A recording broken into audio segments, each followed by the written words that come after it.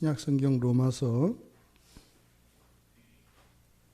1장 4절 말씀입니다.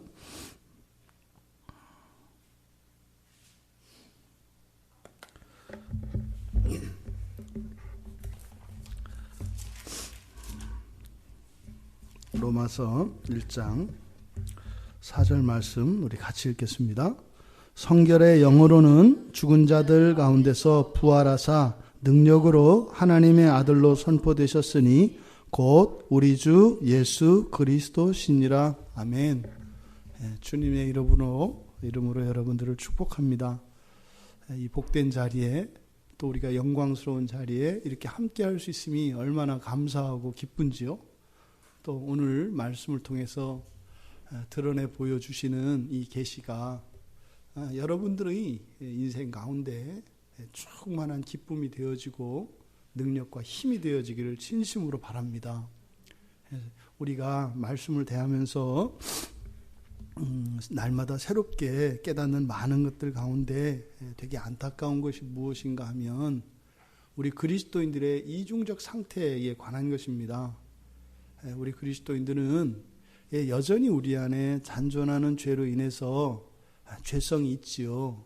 그런데 그것과 함께 이 세상에서는 누릴 수 없는 하나님 자녀된 그 거룩함의 영광의 본질을 우리가 모르는 겁니다. 신약 성경에서 보면은요, 구약에 나왔던 모든 뛰어난 인물들이 있어요. 믿음의 조상으로 삼는 사람들, 아브라함으로부터 족장들은 물론이고, 아브라함으로부터 또 다윗의 모세의 선지자들의 이 모든 사람들 해서 히브리서 11장에서 믿음의 선진들로 이렇게 거론된 인물들이 있지 않습니까? 여러분들이 그들보다 낫다고 해요. 여러분들이 그분보다 낫다고 한다고. 이게 하나님은 농담하시는 분이 아니시거든요. 여러분 내가 아브라함보다 낫대요. 다윗보다 낫대요. 그렇게 낫다고 이야기하신다니까요. 그런데 우리는 그것을 모르잖아요. 안 느껴지잖아요. 이게 뭐예요? 그것이 우리를 덮고 있는 죄의 덮개입니다. 그러니까 우리가 그런 사람으로 되어져 가야 하는 것이 아니라 이미 그렇게 되어져 있는데 그 무지와 이 오류의 이런 전제들을 벗겨냄으로써 우리의 우리됨을 회복할 수 있는 겁니다. 오늘 지난번에 이어서 이제 예수 그리스도의 양성 그리고 참 사람 되심과 참 하나님 되심에서 참 하나님 되심에 대해서 우리가 이제 살펴볼 것인데 정말 보면 볼수록 다시 한번 또 묵상하고 성경을 볼수록 얼마나 감사한지 모르겠어요. 이 말씀이. 그러니까 오늘 로마서 1장 4절에 담겨있는 이 놀라운 신비의 지식이 여러분들의 실질적인 영적 자양분들 되기를 바랍니다. 그래서 이 말씀의 은혜의 그 유익을 다 누릴 수 있게 되기를 진심으로 바랍니다. 그리고 저에게 있는 이런 부족함과 연약함들이 그 하나님의 계시를 드러내는데 방해받지 않기를 원하고 또 저의 모자란 이런 부분들을 성령께서 오히려 모자람으로 인하여 성령께서 부어주시고 채워주셔서 더 온전케 되는 그 은혜가 있기를 바랍니다. 성결의 영으로는 이게요 굉장히 가슴 떨리는 얘기입니다.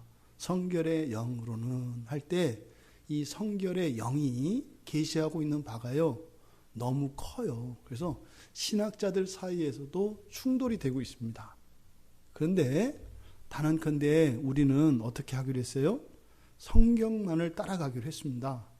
그래서 성경 계시를 통하여 우리를 교정해 주시면은 우리는 즉각적으로 교정될 것입니다.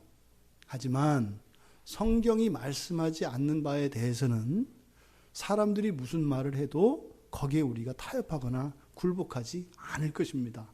그래서 누군가가 성경의 바른 말씀을 들고 와서 가르쳐 준다면 기꺼이 받을 것이고 그 이전까지 가지고 있었던 잘못된 전제들이나 모든 것들을 내려놓을 것입니다. 이것이 우리 교회의 가장 중요한 신앙의 원리입니다. 그래서 이 성결의 영에 나타난 이 놀라운 신비, 이것이 여러분들에게 온전히 깨달아지고 믿어질 수 있기를 바랍니다. 성결의 영으로는 지금 바로 예수 그리스도에 대해서 말씀하고 계신 거죠. 근데 여기에서 4절 처음에서 그의 아들에 관하여, 그래서 복음의 핵심인 그 하나님 말씀의 하나님의 뜻, 그러니까 구원하시려고 하는 하나님의 뜻, 이것을 복음이라고 우리가 이야기를 했는데, 그 구원하시려고 하는 하나님의 그 구원의 경륜, 그것의 핵심은 누구라는 거예요? 그의 아들, 하나님의 아들이신 예수 그리스도라는 거예요. 그분에 대해서 지금 설명을 하고 있는 겁니다. 그래서 앞서서 우리는 사람의 아들 되신 예수 그리스도를 살펴보았고, 성결의 영으로는 하나님의 아들로 선포되신 분, 그러니까 성결의 영으로는 할 때 이 성결의 영이 뭐냐? 사실은 이 성결의 영이라고 하는 것은 지극히 높으심과 동시에 지극히 낮추신 겸손이 동시에 나타납니다. 성결의 영이라고 하는 의미가. 왜냐하면 성결의 영은 어디에 거하세요? 사람의 육체, 몸 안에 거해요. 그러니까 하나님으로서 낮아질 수 없을 만큼 낮아진 것이 사실은 신성의 가장 겸손의 상태, 이게 뭐예요? 성결의 영이라고요. 신성으로서는 더 이상 낮아질 수 없는 상태가 죄인의 몸 가운데 임한 것이에요. 그래서 성결의 영이라고 하는 말은 지극한 겸손을 나타낸다. 그런데 이 성결의 영의 정체, 본질에 있어서는 뭐예요? 거룩하신 하나님이에요. 거룩하신 하나님이에요. 성부와 성자와 성령, 이 삼위 하나님은 그 권능과 영광에 있어서 조금도 분리되지 않습니다. 완전한 하나님의 상태, 이것을 나타내는 게 또한 이 성결의 영이라고 하는 말이에요. 그러니까 놀라운 거죠. 어떻게 가장 높은 것과 가장 낮은 것이 동시에 나타나냐 말이에요. 그러니까 이것이 사람의 말인데 그 사람의 말로 이렇게 놀라운 신비의 계시를 가르쳐줍니다. 이 성결의 영은 바로 예수의 영의 특성이라고 말씀을 드렸어요. 예수의 영이다. 그래서 이 성결의 영은 예수의 영을 바로 성결의 영이라고 이야기하는데, 그러니까 예수님의 영은 이 성결이라고 번역되어진 게 뭐라고 그랬어요? 그러니까 거룩하다, 거룩하다라고 하는 이 말의 명사형이에요. 그 명사의 소유격을 쓰고 있어요. 그러니까 그대로 직역하면 거룩함의 영, 이렇게 되어 있는 거예요. 그래서 이것을 성결의 영이라고 한 겁니다. 그러니까 예수님의 영의 특성은 한마디로 뭐라는 거예요? 거룩 그 자체이신 영, 이렇게 예수님의 영을 설명하는 겁니다. 그래서 이 성결의 영은 성령과 구별된다고 말씀을 드렸어요. 기억나시죠? 성부, 성자, 성령, 제3위이신 성령과 성결의 영은 구별됩니다. 이 성결의 영은 육신으로 이 땅에 오신 성자 하나님의 그 영의 특성을 나타낸 거라 그랬어요. 왜 그 성령과 구별되느냐? 성경에서는 분명히 성령을 지칭하는 특별한 명칭들이 있다. 그것이 첫 번째 토푸뉴마라고 하는 뜻이에요. 토푸뉴마. 그리고 푸뉴마 하기오스. 성령을 지칭하는 고유 명사와 가까운 것이에요, 이게. 그래서 그 성령이라고 하든지 거룩한 영이라고 성령을 부르는 명칭이 있습니다. 이 성결의 영이라고 하는 것은 성경에서 딱 3번 돼요. 3번 사용됩니다. 이게 얼마나 놀라운 진리인지 몰라요. 이제 그것을 우리가 뒤에서 살펴볼 것인데, 우선은 예수님의 영의 특성을 계시하고 있는 성결의 영은 성령과 분명하게 구별된다. 그러니까 이 성결의 영은 바로 성자 하나님의 신성, 그러니까 예수님의 성자의 신성을 나타내는 것을 뭐라고 한다? 성결의 영이라고 한다. 여기서 우리가 사람과 인간에 대한 진술을 우리가 정리를 해봐야 됩니다. 이게 지금 얼마나 놀라운 이야기인지 몰라요. 그러니까 이 성결의 영이라고 하는 이 말씀을 통해서요, 이 계시를 통해서 드러나는 게 인간의 상태, 인간의 존재의 상태에 대한 이런 계시가 동시에 나타나고, 그리고 바로 인간이 하나님이 창조하셨던 인간의 상태, 그리고 타락한 이후에, 그리고 거듭난 이후에, 그리고 장차 우리가 예수 그리스도와 함께 부활에 참여했을 때의 인간의 궁극이 무엇인가를 또한 여기서 가르쳐줘요. 이게 얼마나 놀라운 계시인지 모르겠어요. 보고 또 봐도 막 너무 가슴이 설레가지고요. 하여튼 빨리 설교하고 싶었습니다. 먼저 우리가 사람의 상태를 우리가 이제 나눕니다. 맨 처음에 하나님이 사람을 창조하셨을 때의 그 첫사람 아담, 죄짓기 이전에 아담의 상태를 전인이라고 불러요. 교리적으로 전인. 이때 전은 뭐예요? 완전하다는 뜻이에요. 그러니까 하나님이 창조하신 그 창조의 상태에서 현재의 상태에 부족함이 없는 상태. 근데 이 전인의 상태는 무한한 발전 가능성을 내포하고 있습니다. 마치 이렇게 나무에 비유한다면 제가 그래서 씨로 비유하잖아요. 그래서 아담의 상태는 씨와 같아요. 씨. 근데 이 씨는 어떻게 해요? 거기서 자라나서 나무가 될 거란 말이에요. 그래서 이 아담을 전인이라고 할 때 이 전이라고 하는 것은 무한한 발전 가능성을 가지고 있는 상태다. 하지만 씨로서는 완전한 상태다. 이게 이제 첫사람 아담의 상태입니다. 이때는 영혼과 육체 이런 구별이 없어요. 그냥 뭐예요? 사람이에요. 사람. 그러니까 사람으로만 존재해요. 그런데 이제 타락 후에 죄가 들어오면서 이제 분리가 일어나는데 온전한 존재였던, 완전한 존재였던 사람이 이제 분리가 돼요. 어떻게 분리가 돼요? 영혼과 육체로 분리가 일어나요. 영혼과 육체로. 이거의 근거 구절로 삼을 수 있는 것이 창세기 6장 3절입니다. 창세기 6장 3절에 여호와께서 이르시되 나의 영이 영원히 사람과 함께 하지 않을 것이다. 왜냐하면 그들이 육신이 됨이라 이렇게 얘기를 해요. 육신이 됨이라. 그러니까 사람에서 이렇게 나뉘어요. 무엇으로?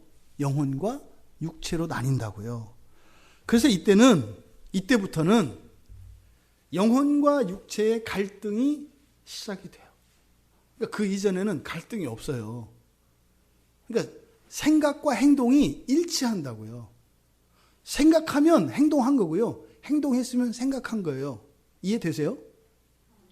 우리는 생각을 하고 나서 그 생각대로 행동을 한다 할지라도 그것조차 분리되어 있어요. 어떤 생각이 떠오르면 그것의 타당성을 조사하고 그리고 여건들을 고려해서 그것을 행동으로 옮기는 데까지 단계가 있다고요. 그런데 이 전인의 상태는 그게 없어요. 그러니까 우리 죄인들의 상태에서 전인처럼 살면 어떻게 사는 거예요? 아무 생각 없이 사는 사람이에요. 그러니까 죄인인 상태에서 전인의 삶을 살면 아무 생각 없이 사는 사람이에요.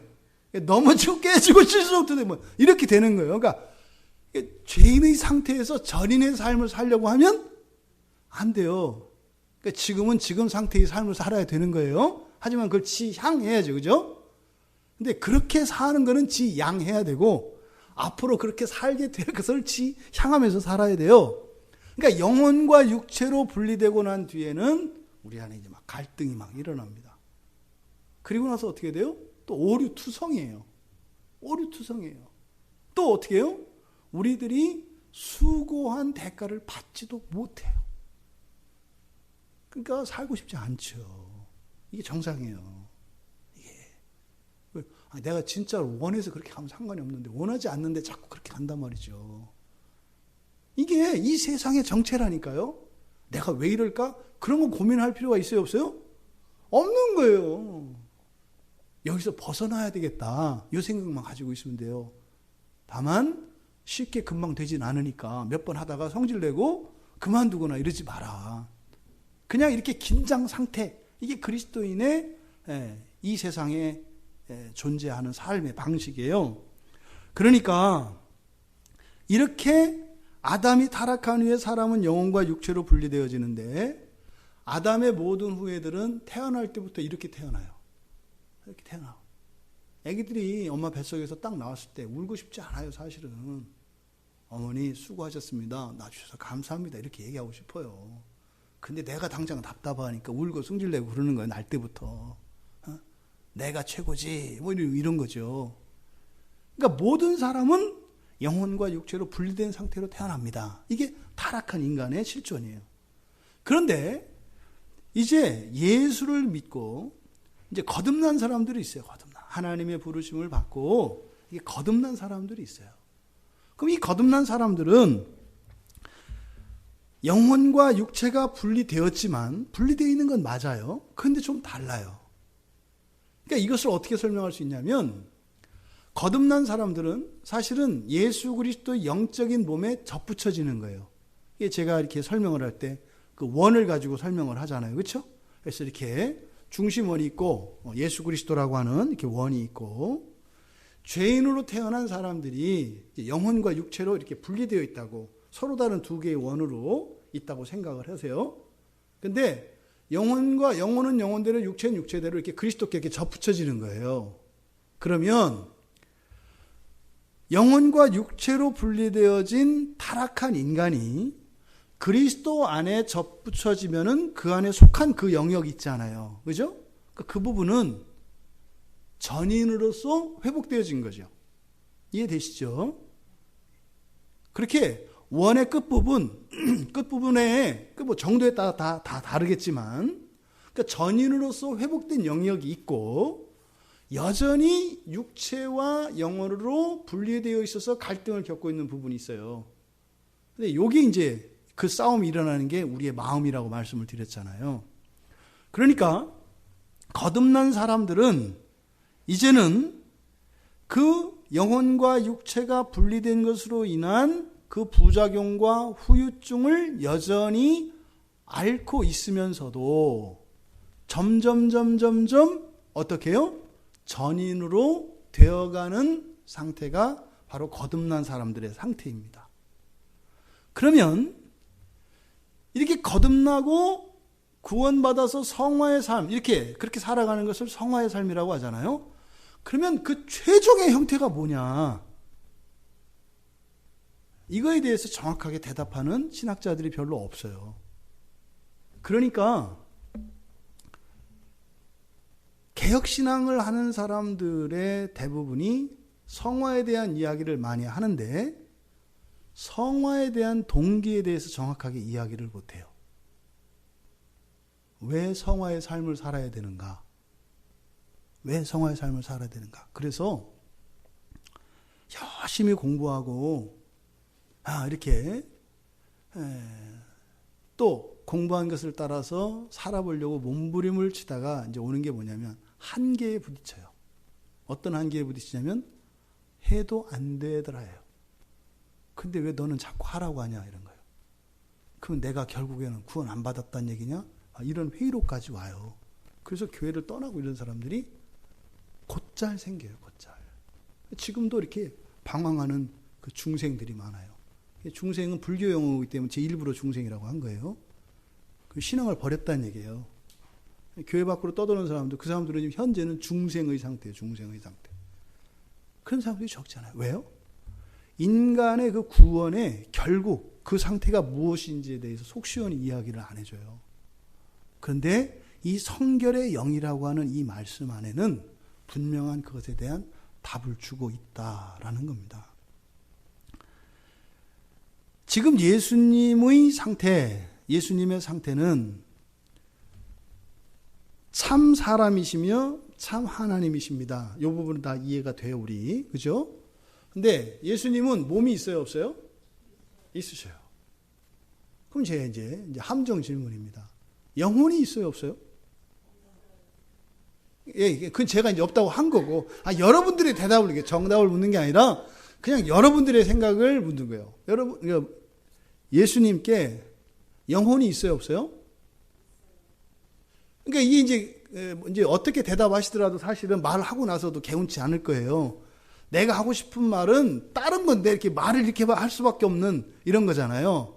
그러니까 있으면 안 되는데도 또 없다고 할 수도 없는 이런 상태. 그러니까 왜 예수님은 그러니까 영혼이라고 하는 말을 예수님께 쓸 수 있나요, 없나요? 원리적으로 생각을 해보세요. 영혼이라는 말을 예수님께 쓸 수 있어요, 없어요? 없어요. 없어요. 왜요?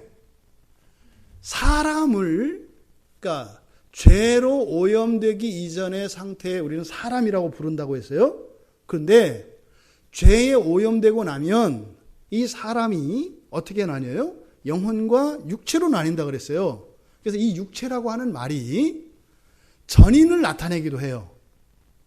전인을 나타내기도 해요. 그런데 또 죄로 인해서 분리되어진 인간의 부분으로서의 그 육체를 나타내기도 해요. 그러니까 예수님이 몸이 있습니다 할 때 이 몸은 죄로 인해서 분리되어진 육체와 영혼으로서의 그 육체를 의미하는 것이 아니라 바로 뭐예요? 예수님이 몸을 가지고 계십니다 할 때 이 몸은 뭐예요? 사람이라는 뜻인 거예요. 이해되세요?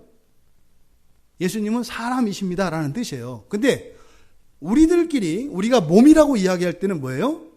영혼을 배제한 나머지 부분을 우리가 몸이라고 얘기를 해요. 근데 예수님께는 영혼과 육체의 분리가 일어났어요? 안 일어났어요? 안 일어났어요. 그러니까 죄 없다 하시잖아요. 그러니까 예수님은 나실 때부터 영혼과 육체로 분리되어 있는 부분이 아니라 그냥 뭐예요? 사람이에요. 사람. 그래서 우리가 어떤 존재가 될 것인지를 예수님을 통해서 보여주는 거라고요. 사람이에요. 그러니까 영혼과 육체가 없어요. 그냥 사람이라고요. 그러니까 이때 사람이라는 것은 또 영혼이 없다라고도 할 수 없는 거죠. 왜? 사람에게 죄가 들어왔을 때 이거를 이렇게 분해했을 때 육체와 영혼으로, 그러니까 사람에게는 육체성과 영혼성이 있는 거죠. 그러니까 이게 분리되지 않았다 그래서 영혼이 없다라는 것이 아니라 사실은 뭐예요? 완전한 몸과 완전한 영혼이 있다라는 얘기지 없다는 거 아니죠. 성부 하나님이 몸이 있어요, 없어요? 그러면 우리가 가진 거를 하나님이 안 가진 거죠. 제가 이게 다 예전에 가졌던 질문들이에요. 이러니 목사님들이 얼마나 싫어했겠어요. 이런 식으로 질문을 하니. 그러니까 아니 사람에게는 몸이 있지 않습니까? 그러면 하나님께는, 성부 하나님께 몸이 없잖아요. 그러면 사람은 몸을 가지고 있다. 하나님은 몸이 없다. 내가 가진 것을, 사람이 가진 것을 하나님은 가지지 않았다. 하나님이 가지지 못한 것을 사람이 가지고 있는 것도 있다. 틀린 거 없죠? 틀린 거 없잖아요. 그러니까 다른 건 다 우월한 거 맞아. 하지만 몸이 있다는 이거에 있어서만큼은 사람이 어쨌든 하나님 없는 걸 가지고 있네. 아니 이게 논리적으로는 그렇잖아요. 근데 이게 사실은 제가 무지의 소치인 거죠. 무지의 소치. 하나님에게도, 그러니까 사람들에게 몸이라고 하는 몸성, 육체성, 이것이 하나님에게는요 분리되지 않고 그냥 하나로 다 있는 거예요. 예를 들어서 이 세상에 하나님이 창조하신 창조물들이 얼마나 많아요. 그렇죠? 그러면 사람과 동물과 식물과 이런 모든 것들이 하나님으로부터 나오지요. 그러면 사람의 원형, 나무의 원형, 동물의 원형, 무생물의 원형, 이 모든 것들의 원형은 어디에 있어요? 하나님께 있어요. 그거는 이렇게 나눌 수 있는 게 아니라고요. 하나님은요 진짜로 다 가지신 분이에요. 진짜로 다 있는 거예요, 진짜로. 그러니까 몸이 없는 게 아니라 제가 이제 했던 질문을 보겠어요.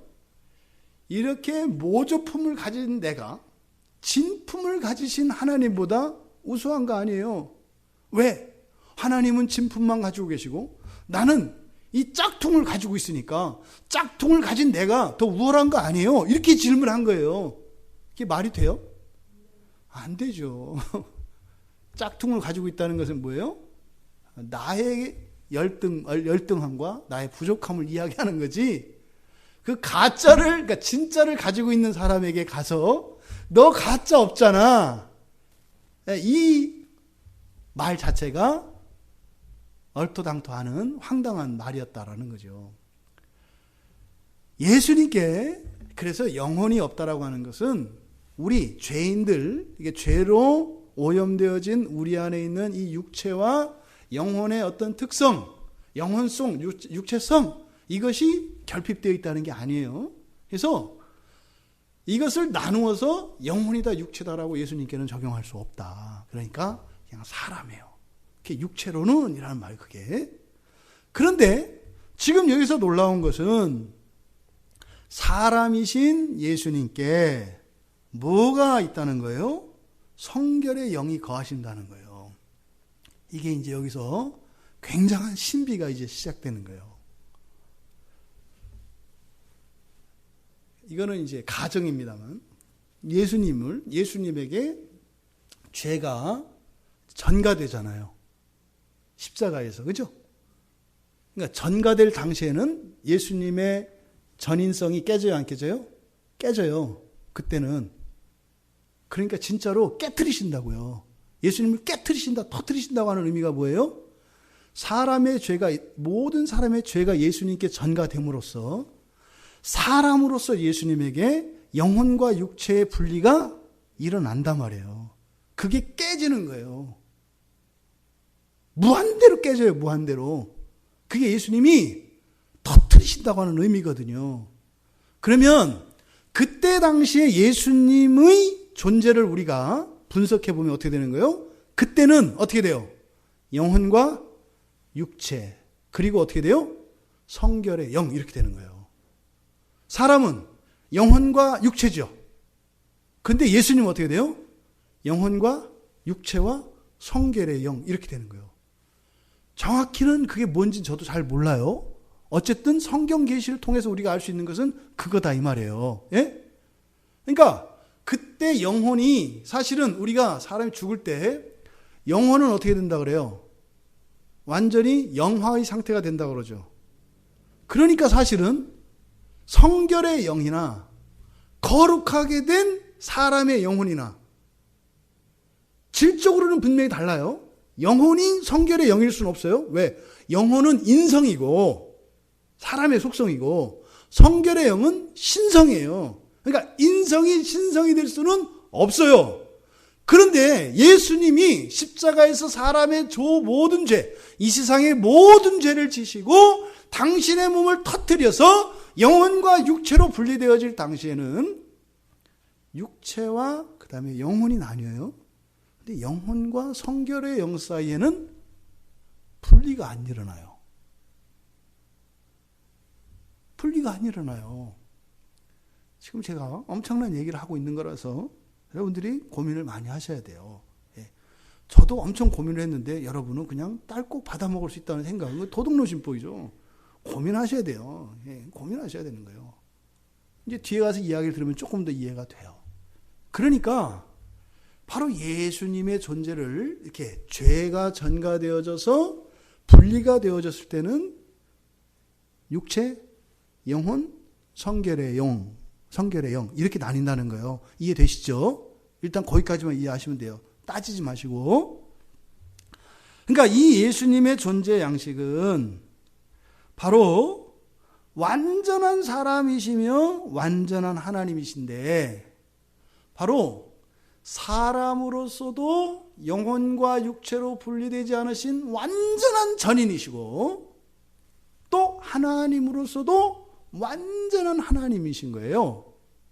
그런데 그분이 십자가에서 완전한 전인으로서 그 전인됨, 그 완전함, 이것을 무엇으로 사용하신 거예요? 제물로 사용한 거죠.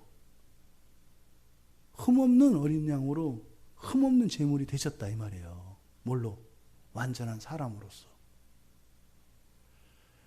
이게 이 예수님의 존재, 이렇게 완전한 사람과 완전한 하나님으로 이렇게 양성을 지니신 이 예수 그리스도에 대한 신비가 이미 구약에 예언되어 있어요. 예수님의 존재에 대해서. 그게 뭐예요?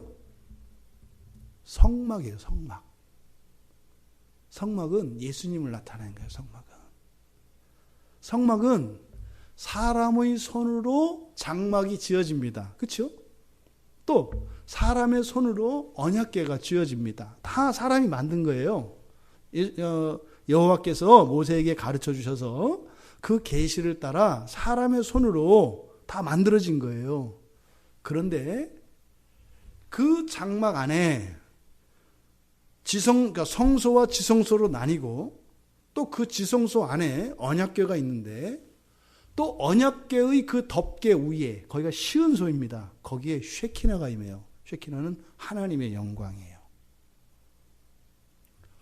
타락한 이후에 이 세상에 하나님 앞에서 온전한 게 있어요, 없어요? 없어요. 그러면 하나님과 대면할 수 있는 게 있어요, 없어요? 이거는 어떤 물질도 함께 할 수 없어요. 물질이라고 예외가 되는 게 아니에요. 부정한 것들은 하나님과 함께 할 수 없어요. 그런데 그 지성소 안에 있는 시은소, 그러니까 언약궤 그 덮개 위를 시은소라고 한단 말이에요. 거기에는 하나님의 영광이 임해요. 이 성막이 신비해요. 사실은 모순이에요. 모순. 성막은 받아들일 수 없는 거라고요. 보세요. 지성소 안에 누가 들어갈 수 있어요? 없어요? 없어요. 대제사장이 들어간다지만 들어가는 게 아니에요. 왜요? 영광을 못 봐요. 눈을 내리 깔고 가거든요. 근데 눈을 들어도 안 보여요. 왜요? 연기로 가득 차 있기 때문에.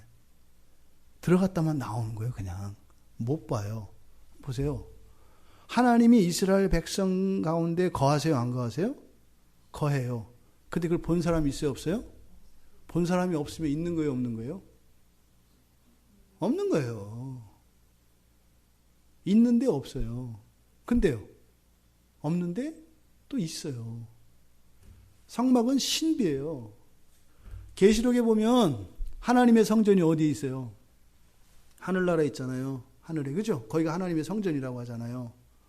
거기에 우리가 지지난주인가요? 지지난주 증거의 장막 봤잖아요. 그렇죠? 성막 안에 있는 그 언약궤 위에 시은소에 나타난 그 영광은 어디에 있는 영광이에요? 하늘에 있는 영광과 같은 영광이에요.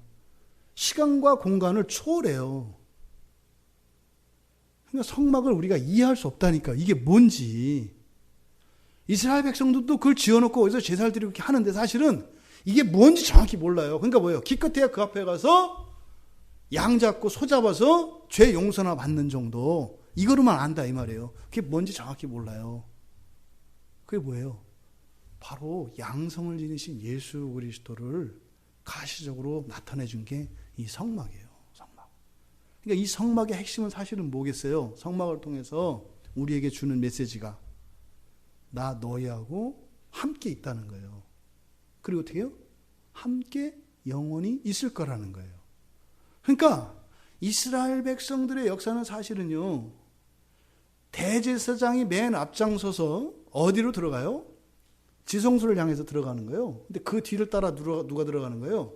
제사장과 레위지파와 언약의 백성들이 다 가는 거예요. 어디를 향해서? 지성소 시온소 앞으로 가는 거예요. 이게 이스라엘의 구원의 역사거든요. 애굽에서 구원해서 약속의 땅으로 들어가잖아요. 그 약속의 땅에서 어디예요? 성막 속으로 들어간다니까요. 성막으로 들어가서 어디로 가요? 시온소로 가는 거예요. 하나님 앞으로. 거기가 어디예요? 하나님 나라잖아요. 그게 무슨 공상과학 영화에서 나오는 것처럼 시온소에 가면은 뿅 하고 어디로 가는 거예요? 하늘나라로 가는 거예요. 뿅뿅 이렇게. 왜 그런 거 있죠? SF 영화 같은 거 있잖아요. 이렇게 뭐 어떤 뭐 이렇게 뭐 이렇게 흐릿한 뭐 같은 게 지나고 나면은 예? 뭐 다른 세계가 나오는 그게 바로 시온소에서 나타나는 영광. 그게 뭐예요? 그러니까 예수 그리스도를 통과해 지나가면 하나님 나라가 와요. 그러니까 이 성막을 통해서 나타나는 것은요, 함께 지낼 거라는 거예요. 영원히 하나님 나라에서. 그게 어떻게 해요? 이 성막을 통해서 그 제사법을 통해서 나타났던 이건 사실은 그리스도의 존재가 무엇이고 그리스도께서 이 땅에 오신 이유가 무엇이며 그리스도께서 우리에게 주시는 구원이 뭔지를 가르쳐 준 것이 바로 성막이었다. 얼마나 놀라운 신비인지 몰라요. 그러니까 지금 우리가 여기서 사람의 타락 전 상태, 타락 후 상태, 그리고 거듭난 상태, 그리고 그 이후의 상태는 몰라요. 우리가 모른다고요. 영화의 상태가 뭔지에 대해서는 정확히 몰라요. 그런데 지금 여기서 예수님의 성결의 영을 통해서 예수님의 존재가 어떤 분인지를 가르쳐 주셨어요. 그런데 예수님은 뭐라고 규정했어요? 우리가? 참 하나님이시며 참 사람. 그러니까 이 성결의 영은 예수님의 신성을 설명해 줘요. 그런데 동시에 뭘 또 가르쳐 줘요? 사람이 영화된 상태에서의 사람을 나타내요. 예수님이 성결의 영을 가지셨다고 그랬죠. 사람의 몸인데 성결의 영을 지니셨다고 했잖아요. 그런데 바로 영화된 상태, 즉 장차 부활하여 하나님 나라에 들어가게 되는 사람의 상태가 무엇인지를 우리의 맏형 되신 예수 그리스도께서 보여주신 거예요. 그래서 이 성결의 영은요, 구원받은 신자의 영화의 상태가 무엇인지를 가르쳐주는 유일한 단서입니다. 영화의 상태에 신자가 어떻게 되는지를 가르쳐주는 유일한 키가 이 성결의 영이라는 말이에요. 현재 제가 아는 말은 그래요. 제가 아는 정도는 그래요. 이 성결의 영이라고 하는 것은 그러니까요, 단순히 예수님의 신비만을 가르쳐주는 계시가 아니에요. 이거는 하나님에 대한 놀라운 계시인 동시에 이것은 사람의 마지막 궁극의 상태에 대한 놀라운 계시가 이 성결의 영이라고 하는 계시 안에 들어가 있다. 이 성결의 영이 성경에 딱 3번 쓰인다고 그랬어요. 3번. 그게 어딘지를 가보면 답을 여러분들도 어렵지 않게 낼 수 있어요. 고린도 후서 7장 1절을 가보세요.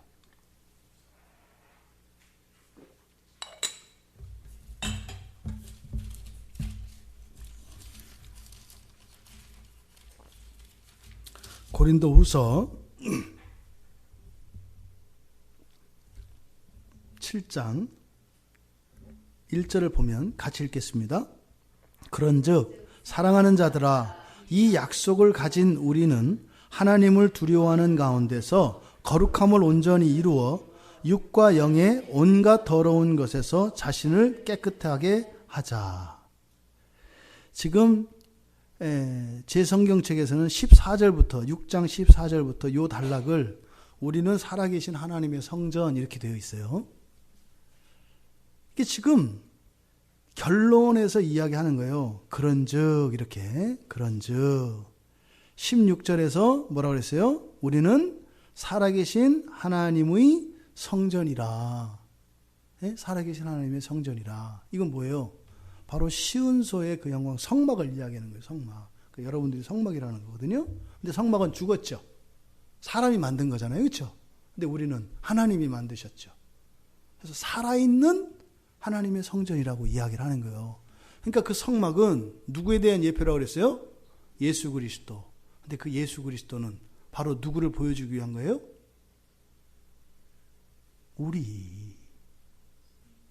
우리를 보여주기 위한 거라고요.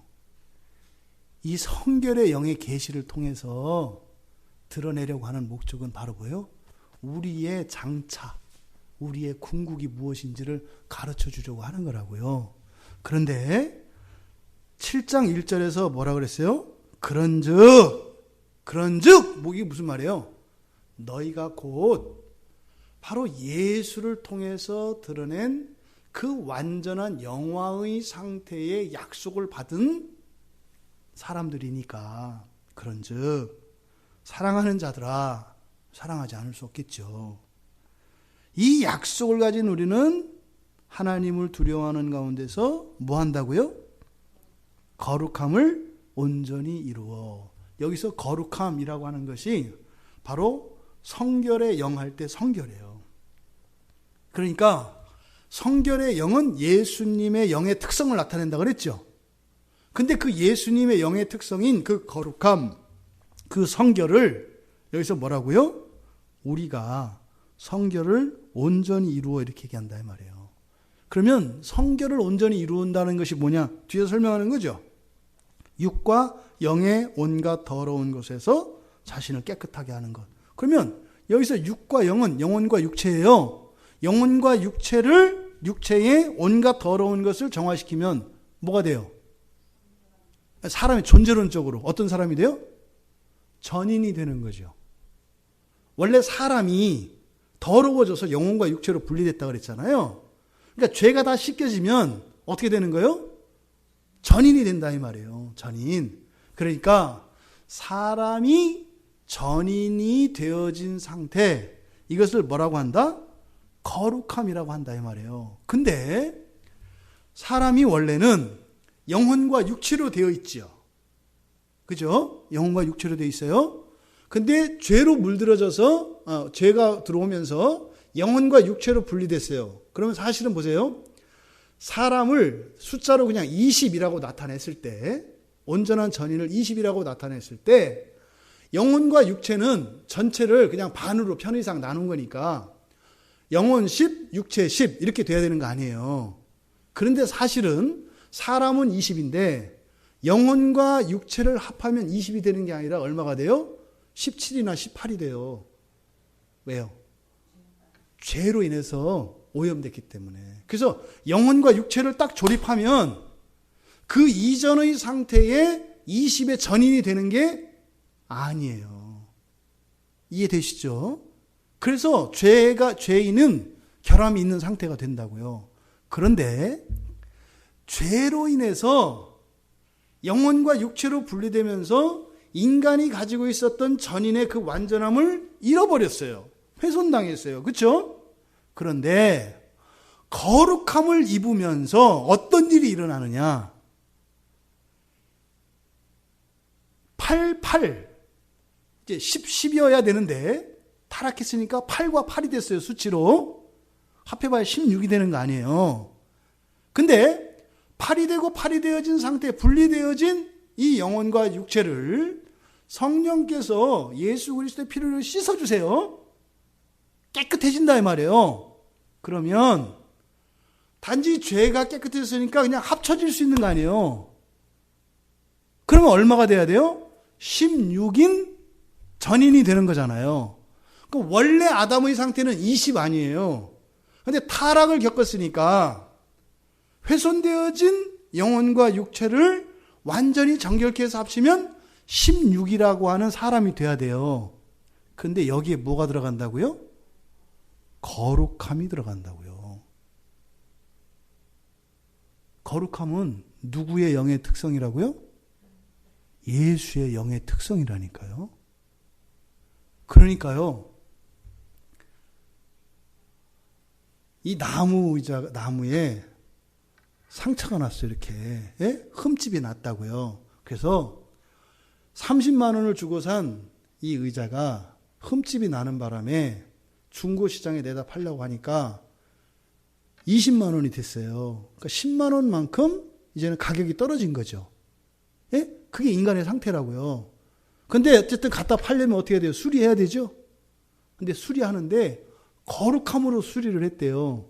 근데 거룩함이 뭐냐면 순금으로 파인대를 갖다 이렇게 메꿨다는 거예요. 그러면 이 의자의 가치가 원래는 완제품이 신제품 그 새 것이 30만 원이었는데 거기다가 금으로 파인대를 다 메꿨으니 이 의자 값은 얼마가 되겠어요? 원가 30만 원은 사실은 지금 이 의자의 전체 가격에 영향을 미치지도 않아. 왜? 거기에 들어간 그 금값이 이 의자의 금값이 된다, 이 가격이 된다 이 말이에요. 이해되세요? 그러니까 팔과 팔의 상태인 영혼과 육체를 전인으로 만들기 위해서는 이 죄의 분별을 씻어내야 되는데 그것을 무엇으로? 거룩함으로. 근데 거룩함은 뭐다? 바로 예수의 영의 특성이라고 그랬어요. 그러니까 이거는 사람이 가질 수 없는 거라고요. 이 거룩함은. 단순히 죄 없고 깨끗한 이게 아니다 이 말이에요. 거룩함은 신성을 나타낸다니까요. 사람에게 신성으로 발랐다 이 말이에요. 그래서 사람의 영혼과 육체가 어떻게 돼요? 신이 돼요. 이때 신이라고 하는 것은 하나님이 아니라고 그랬죠. 이걸 이야기한다 이 말이에요. 그래서 어떻게 중고가 됐는데 새 것보다 더 비싸게 돼요? 이런 거 없잖아요, 이 세상에. 이게 복음의 핵심이라니까요, 여러분.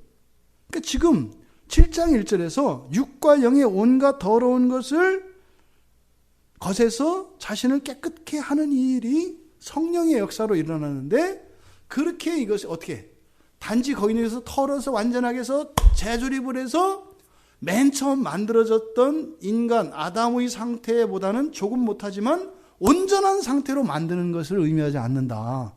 거룩함으로 이것을 통합도 전인으로 만들지만 맨 처음 만들어진 인간의 상태보다 훨씬 뛰어난 상태로 결과된다 이 말이에요.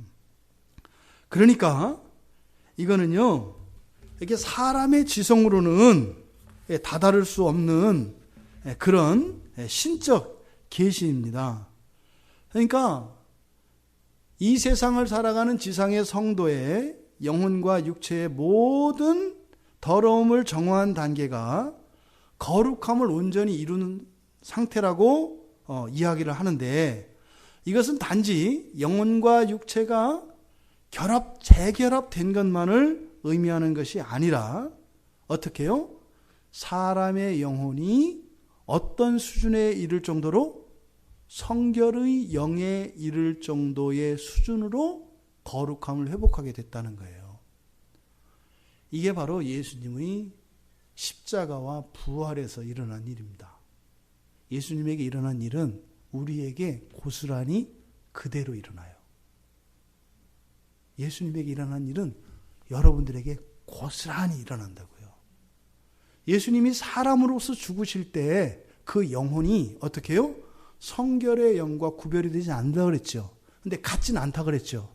그런데 그 거룩함의 정도가, 인간의 거룩함의 정도가 무엇과 같다? 신성의 수준과 같다 이 말이에요. 구별되지 않는다 이 말이에요. 그 일이 우리에게도 동일하게 일어난다. 그래서 타락하고 난 뒤에 거듭나고 부활하여 완전히 영화롭게 된 인간의 상태는 그 거룩함의 질에 있어서 사람이 가질 수 없는 신성의 수준에 이르는 거룩함을 가지게 된다. 그래서 맨 처음 창조되었을 당시의 사람과 영화의 상태의 사람은 비교할 수 없을 정도로 더 고귀한 존재가 됩니다. 이거는 개혁신학의 정통 교리예요. 본전이 되는 게 아니에요. 그냥 회복되었다가 타락했다가 회복된다면 그동안의 시간 속에 있었던, 역사 속에 있었던 이것은 뭐예요? 다 손해본 거죠. 그렇잖아요. 원금만 회수한다면, 사업을 하다가 망했어요. 10년을 죽으라고 일을 했어요. 근데 10년 전에 가졌던 그 재산과 사업장을 회복했어요. 남은 거예요? 안 남은 거예요? 안 남은 거예요. 손해본 거예요. 뭐를? 10년 동안의 수고와 이건 손해본 거잖아요. 그걸 능가해야 되는 거죠. 하나 더 찾아보겠습니다. 또 하나 있는 게 어디냐? 데살로니가 전서 3장 13절입니다. 데살로니가 전서 3장 13절.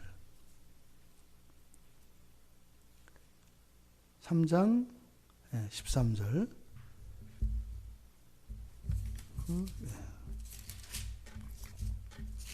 같이 함께 읽겠습니다. 너희 마음을 굳건하게 하시고 우리 주 예수께서 그의 모든 성도와 함께 강림하실 때에 하나님 우리 아버지 앞에서 거룩함에 흠이 없게 하시기를 원하노라. 사도 바울의 소원이에요. 사도 바울의 기도이면서 사도 바울의 소원이에요. 그러니까 우리가 하나님 앞에 설 수 있는 상태, 이 상태가 어떤 상태라는 거예요? 거룩함에 흠이 없는 상태예요. 그러니까 거룩함에 흠이 없어야 하나님 앞에 설 수 있다 이 말이에요. 그러니까 바로 이 거룩함이 똑같은 그 성결과 똑같은 단어예요. 그러니까 거룩함에 흠이 없다라고 하는 것은 그러니까 뭐겠어요? 인간의 영혼이 가질 수 있는 그 영혼의 완전 상태를 얘기하는 게 아니다. 이해되세요? 지금 죄 없는 상태를 말하는 게 아니다라고 얘기를 하는 거예요. 제가 드리는 말씀이 죄 없는 상태를 말하는 게 아니다. 거룩함은 무엇의 특성이라고요? 예수의 영의 특성이라니까요. 모든 성도들이 하나님 앞에 설 때 예수의 영이 가지는 그 거룩함에 흠이 없도록, 흠이 없다는 것은 뭐예요? 부족한 게 없다는 거예요. 예수의 영을 가질 수는 없어요. 그런데 어떻게 해요? 인간의 영혼이 예수의 영의 그 거룩함에 모자라지 않게 되는 상태가 바로 하나님 앞에 서는 상태다라고 사도가 이야기한 것이다 이 말이에요. 여러분, 사람의 영혼이 성결의 영의 수준에 도달한다는 거예요. 사람의 영혼이 성결의 영으로 되는 게 아니라 사람의 영혼이 성결의 영과 같게 된다는 거예요. 이거는요, 사람의 언어로는 이해될 수 없는 거예요. 이해할 수 있는 것은 신화예요, 신화. 마치 곰이 사람이 되는 것과 같이. 그런데 여기서 곰이 변해서 사람이 되는 게 아니에요. 그냥 사람의 영혼은 영으로 남아 있어요. 그런데 그 영혼이 성결의 영에 조금도 모자라지 않는 상태가 된다 이 말이에요. 그러면요, 예수님과 우리 사이에는 예수님은 분명히 하나님이시라고 하는 우리가 넘볼 수 없는 질적 무한 차이를 가지고 있어요. 그렇죠? 그런데 그 질에 있어서는 어떻다? 하나도 다르지 않다. 그러니까 우리를 예수님을 형이라고 불러도 돼요, 안 돼요? 되는 거예요. 성경에 써 있는 용어들이 그냥 말로만이 아니에요. 오빠라고 부를 수 있는 게 그냥 형식적인 법적 관계로서만 되는 것이 아니라 뭐예요? 존재론적으로도 사람인 우리가 하나님이신 예수님을 오빠라, 형이라 부를 수 있게 된다는 거예요. 사도 바울이 전도하고 자신의 인생을 다 버릴만 했지 않겠어요? 바로 이 신비를 알았기 때문에 이 세상에서의 어떤 그런 형식적인 관계나 그것들 의미가 없는 거예요. 저도 만약에 이것을 다 안다면 분명히 바뀌어요. 여러분들도 다 바뀔 거예요. 또 실제로 바뀌어 왔죠. 그것을 조금씩 알아가면서 이렇게 바뀌어 온 겁니다. 여러분 모두도 이렇게 하나님 앞에 서는 날이 있을 겁니다. 그때 사람으로서 온전한 정도가 아니라 이 성결의 영의 그 거룩함과 여러분 사이에 조금도 부족함이 없는, 흠이 없는 여러분들 되실 것을 축복합니다.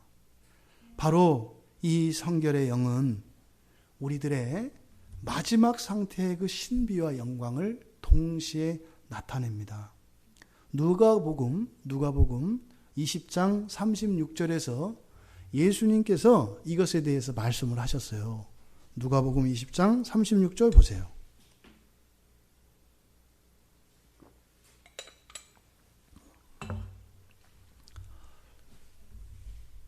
한 여자가 남편이 죽어서 아이가 없이 남편이 죽었어요. 동생하고 또 결혼을 했어요. 또 죽었어요. 이렇게 해서 옛날에 그 형사치수 제도를 가지고 예수님을 시험을 하죠. 그랬을 때 이 다음에 부활하면 누구 아내가 돼요? 이렇게 물어보거든요. 예? 남편이 여럿인데 그러면은 그때 가서 누구 아내가 돼요? 이렇게 얘기한단 말이에요.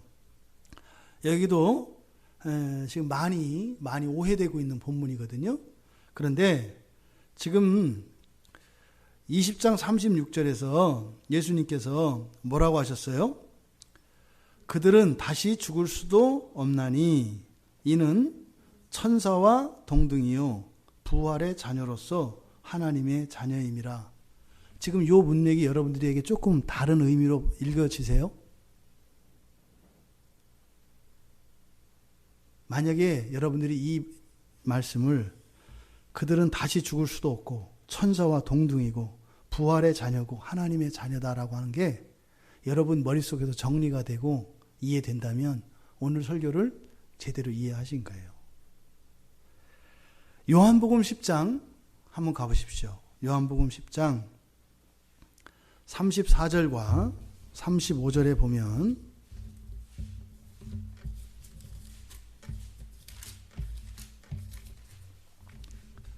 34절, 35절 요한복음 같이 한번 읽어보겠습니다. 예수께서 이르시되 너희 율법에 기록된 바 내가 너희를 신이라 하였노라 하지 아니하였느냐. 성경은 패하지 못하나니 하나님의 말씀을 받은 사람들을 신이라 하셨거든. 이게 지금 시편 82편 6절에 대한 말씀의 인용이에요. 예, 논란이 있는 구절입니다.